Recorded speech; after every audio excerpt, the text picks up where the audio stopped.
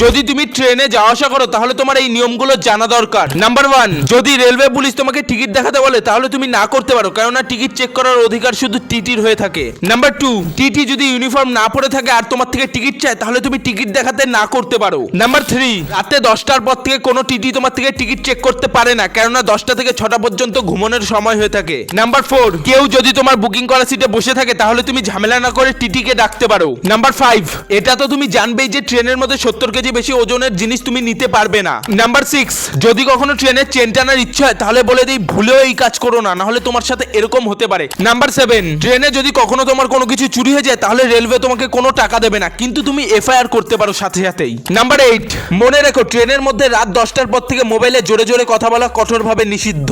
Number 9, যদি তোমার train 3 ঘন্টার বেশি লেট হয় তাহলে তুমি রেলওয়ে থেকে পুরো টাকাটাই ফেরত নিতে পারো। নাম্বার 10, যদি তুমি প্ল্যাটফর্মে টিকিট ছাড়া দাঁড়িয়ে থাকো তাহলে মনে রেখো প্ল্যাটফর্মেও টিটি তোমাকে ফাইন দিতে পারে।